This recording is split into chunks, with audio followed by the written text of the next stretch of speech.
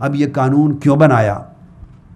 قرآن مجید نے ایک بڑی لطیف بات اسی مقام پر کہی ہے، اس مقام پر، اور ارشاد فرمایا ہے کئی لا یکون دولتم بین الاغنیاء منکم.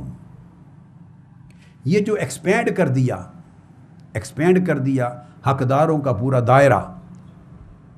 جو مال غنیمت کا میٹر تھا تو اس میں بھی تقسیم کی، مگر وہ تقسیم 5 حصوں تک رہی، جس میں سے 4 حصے فوجیوں کو جنگی خدمات کے سلسلے میں اعزاز و اکرام اور انکریجمنٹ کے طور پہ مل گئے، اور 5واں حصہ پھر ان مستحق 5 طبقات میں تقسیم ہوا. تو دیکھا وہاں بھی تقسیم ہوا، ملکیت بھی تقسیم ہو گئی. جب مال فے آیا تو مال فے سارا کا سارا اسٹیٹ پراپرٹی ہو گیا.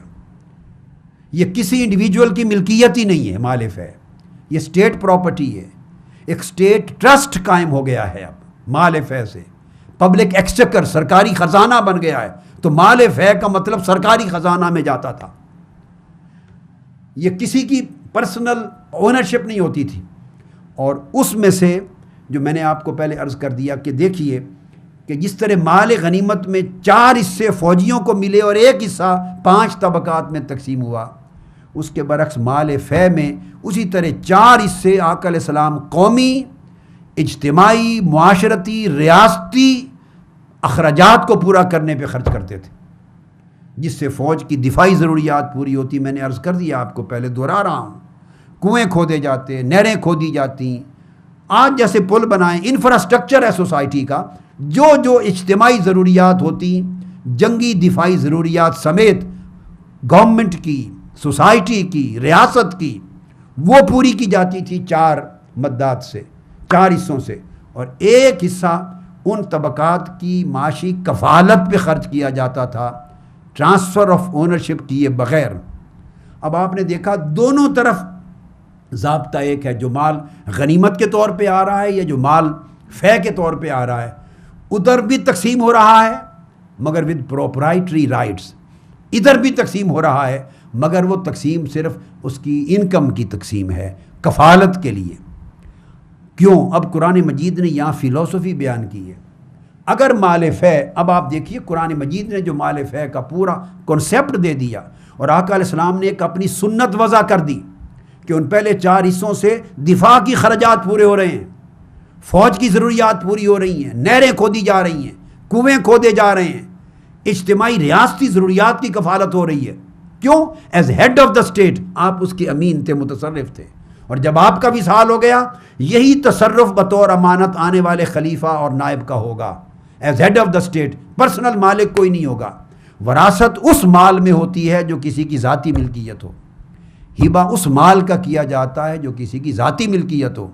جب آپ اسٹیٹ پراپرٹی لیتے ہیں، خواہ فتوحات کی شکل میں، خواہ معاہدات کی شکل میں، تو اسٹیٹ پراپرٹی کا کوئی مالک کسی ریاست کا نہ صدر ہو سکتا ہے، نہ وزیر اعظم ہو سکتا ہے.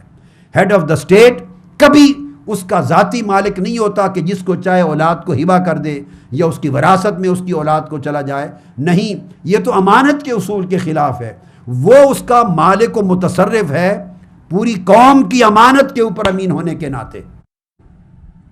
اور فلسفہ کیا فرمایا؟ ہم نے اس کو وراثتوں میں اس لیے تقسیم نہیں کیا اور پرسنلی لوگوں کو مالک اس لیے نہیں بنایا کہ کہیں یہ دولت چند ہاتھوں میں جمع نہ ہو جائے اور چند ہاتھوں میں جمع ہو کر انہی میں نہ گردش کرتی رہے وہ جو چند لوگ ہیں.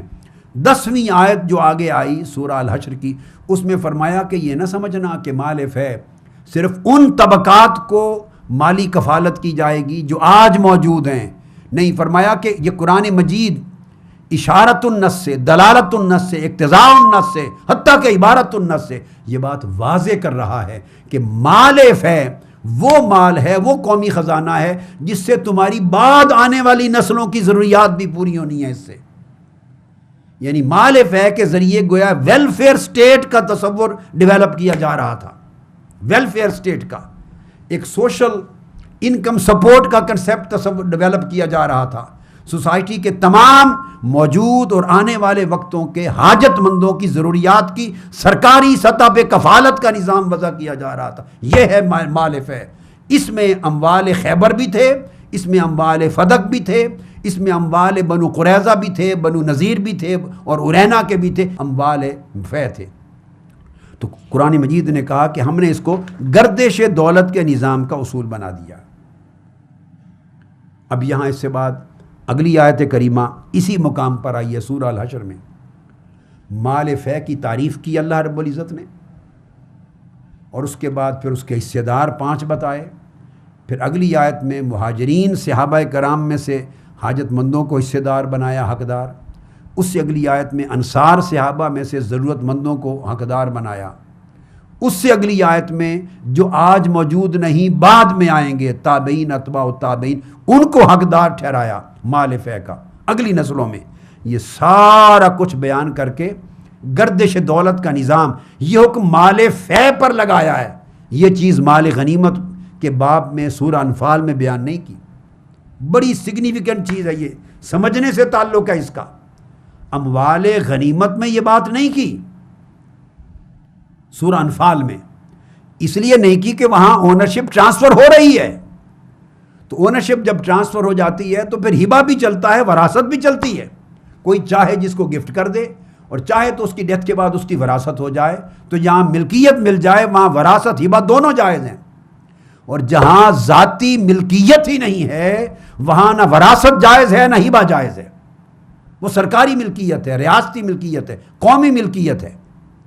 اب اس قومی ملکیت کا تصور بیان کیا مال فے کے لیے، مال غنیمت کے لیے نہیں، اور اس کی تقسیمات کو کر کے یہاں پر قرآن مجید نے کہا اس کے اینڈ پر وما آتاکم الرسول فخذوہ وما نہاکم عنہ فانتہوا۔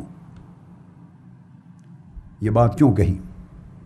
یہ اہم نقطہ ہے اس لحاظ سے کہ مال فے پر اب قابض متصرف رسول اللہ صلی اللہ علیہ وآلہ وسلم ہے as head of the state, اور وہ اللہ رب العزت کی بیان کردہ ان مدات پر اور بیان کردہ حقداروں پر اس کی انکم کو ان کی کفالت کے لیے خرچ فرما رہے ہیں، including the whole society and the state and all infrastructure which is to be build up, ہر ایک پر خرچ کر رہے ہیں۔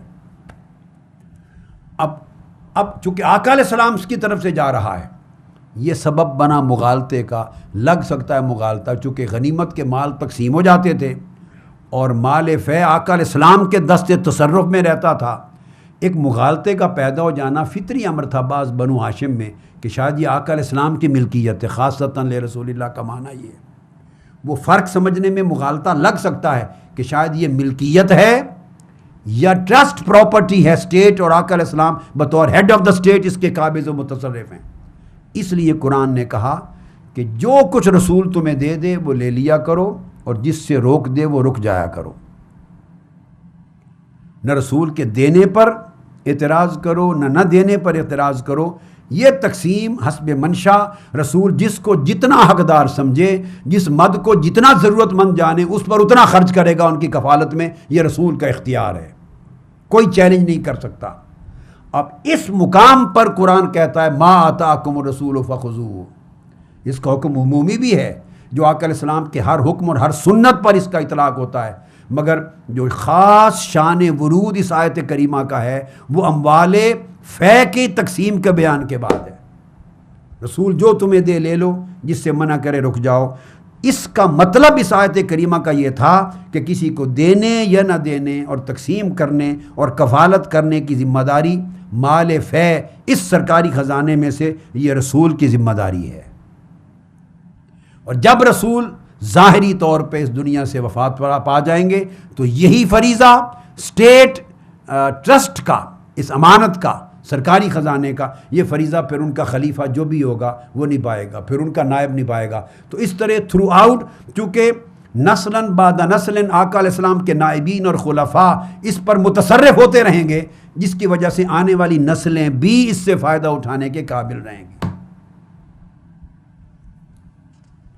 اب اگر یہ بات ذہن میں رکھ لیں تو قرآن مجید کے اصول کے تحت، تو قرآن مجید کی سری آیات کے تحت یہ تصور ہی سمجھ میں نہیں آ سکتا اور قابل قبول نہیں ہے کہ مال فے میں سے آقا جو فدق مال فے تھا آپ نے کسی کو ہبہ فرما دیا ہو۔ آپ ہبہ، قرآن مجید بتا رہا ہے کہ ہبہ کر ہی نہیں سکتے، یا وہ مال آپ کا مال وراثت ہو اور اولاد کو وراثت میں مل جائے، یہ قرآن مجید کے کلی بیان کے منافی ہے، یہ پاسبل ہی نہیں ہے۔ اللہ کا رسول حکم الہی کی خلاف ورزی کیسے کر سکتے؟ وہ کس طرح ہبہ کر سکتے ہیں کسی کو؟ یا وہ مال وراثت ہو اور اولاد کو چلا جائے تو قرآن مجید کی پوری 5 آیتوں پر مشتمل جو پوری اسکیم ہے مال فے کی تقسیم کے بارے میں، اس کا رد ہو جاتا ہے۔ اور مال فے پر قرآن مجید نے جو قانون بنایا، ایکیومولیشن آف ویلتھ کی نفی کی، ارتکاز زر کی نفی کی، اور سرکولیشن آف ویلتھ کا قانون اموال فے کے لیے بنایا کہ کفالت ہوتی رہے گی۔ یہ سوشل ویلفیئر کا کنسیپٹ تھا کہ اسٹیٹ جو ضروریات پوری کرے گی لوگوں کی، کسی کو مالک بنائے بغیر، وہ مال فے کی مد میں سے ہوں گی۔ اس میں آقا علیہ السلام کی اپنی ازواج مطہرات بھی تھیں، اور بنو ہاشم بھی تھے دیگر، اور بنو المطلب بھی تھے، اور انصار بھی تھے، اور مہاجرین بھی تھے، اور بعد کے اتباع و تابعین اور تابعین بھی تھے۔ تو گویا اموال فے کے ذریعے بنیادی مقصد تھا بہت سے طبقات کی مالی کفالت کی جائے، اور اس کو آقا علیہ السلام کی ثوابدید پہ چھوڑ دیا گیا۔ اب یہ بات جب آپ کے ذہن نشین ہو گئی اور قرآن مجید نے واضح کر دی، تو اب آئیے احادیث کی طرف جانے سے پہلے اس قرآنی معیار کی روشنی میں ایک بات پہ ہم تھوڑی دیر سوچ لیں، اور وہ یہ کہ یاد رکھ لیں رسول اللہ صلی اللہ علیہ وسلم کا حکم، حتیٰ کہ میں تو کہوں گا اہل بیت اطہار کا حکم، خلفائے راشدین کا عمل، اور سیدہ کائنات سیدہ فاطمہ الزہرا کا عمل، اور مولا علی شیر خدا کا عمل، میرا عقیدہ اور میرا قرآنی فہم یہ ہے کہ وہ قرآن کی روح کے کبھی خلاف نہیں ہو سکتا۔ ایک بشری طور پر ایک مسئلے کے فہم اور عدم فہم پر اختلاف ہو سکتا ہے کہ ایک کے ہاں ایک فہم ہو، تعبیر ہو، دوسرے کے ہاں اس کی تعبیر یہ نہ ہو۔ یہ صحابہ کرام کے مابین بھی مذاکرہ ہوتا تھا، اختلاف صحابہ بھی ہوتا تھا، اختلاف فقہا بھی ہے، اختلاف ائمہ بھی ہے، اختلاف بین اہل بیت بھی ہے، بنی ہاشم کے مابین بھی ہے۔ کسی مسئلے کے فہم پر، اس کی تشریح پر، اس کی تعبیر پر، اس کی تفہیم پر 2 رائے ہو سکتی ہیں، بس اس پر یقیناً انیشلی 2 رائے تھیں۔ سیدہ کائنات کی رائے ایک الگ تھی، اور انہوں نے، میں آگے تفصیل میں آؤں گا، سیدنا صدیق اکبر رضی اللہ تعالیٰ عنہ کے پاس جب آئیں ڈسکس کیا، انہوں نے آقا علیہ السلام کی حدیث سنائی، ڈیفرنٹ رائے بیان کی، مسئلہ ریزولو ہو گیا۔ واقعہ ہوا ہے مگر مسئلہ ریزولو ہو گیا۔ اس کے بعد کی چیزیں میں شکوار ہر چیز کو چونکہ آگے لوں گا، تو میں یہ بتانا چاہتا ہوں باقی زیب داستان کے لیے پھر طول دیا گیا ہے۔ میں یہ سمجھتا ہوں کہ سیدہ کائنات کا یہ منصب نہیں کہ وہ ایک مال فدق کے اوپر اگر وہ نہیں ملا تو معاذ اللہ وہ ناراض ہو جائیں اور تادم وصال کلام نہ کریں سیدنا صدیق اکبر سے اور فاروق اعظم سے۔ یہ سیدہ کائنات کی شان سے بڑا فروتر ہے، یہ ان پر تہمت لگائی گئی ہے، یہ مولا کائنات پر اور سیدہ کائنات رضی اللہ تعالیٰ عنہما اور سلام اللہ علیہما، ان پر یہ الزام تہمت لگائی گئی ہے، ڈیگریڈ کرنے کے لیے ان کی طرف یہ منسوب کیا گیا ہے۔